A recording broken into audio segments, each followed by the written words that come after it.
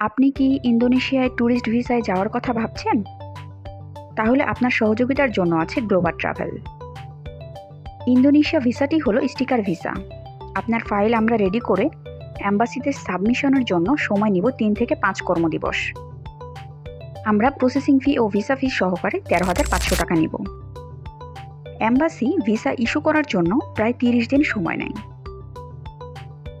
ইন্দোনেশিয়ার ট্যুরিস্ট ভিসার জন্য যে ডকুমেন্টগুলো লাগছে সেগুলো হলো আপনার পাসপোর্ট, যার ন্যূনতম মেয়াদ ৬ মাস হতে হবে, সাদা ব্যাকগ্রাউন্ডের রঙিন পাসপোর্ট সাইজের ১ কপি ছবি, যার সাইজ হতে হবে ১০০ থেকে ২০০ কেবি এর মধ্যে, সর্বশেষ ৬ মাসের ব্যাংক স্টেটমেন্ট এবং ব্যাংকের ন্যূনতম ব্যালেন্স ২.৫ লক্ষ থেকে ৩ লক্ষ টাকা দেখাতে হবে এবং ব্যাংক সলভেন্সি সার্টিফিকেট দিতে হবে।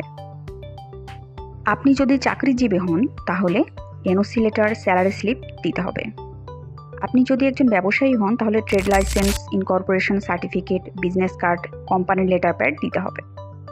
এরপর আপনার টিন সার্টিফিকেট, ট্যাক্স রিটার্ন থাকলেও দিতে পারেন। আপনি বিজনেস, কনফারেন্স এবং মিটিংয়ের উদ্দেশ্যে ইন্দোনেশিয়া যেতে চাইলে কোম্পানি বা প্রতিষ্ঠান থেকে ইনভাইটেশন লেটার বা রেফারেন্স লেটার দিতে হবে। কোভিড-১৯ ভ্যাকসিন সার্টিফিকেট দিতে হবে। বিস্তারিত আরও জানতে আমাদের হেল্পলাইন নাম্বারটিতে যোগাযোগ করতে পারেন এবং আরও ইনফরমেশন জানার থাকলে কমেন্টে জানাতে পারেন। ধন্যবাদ সবাইকে।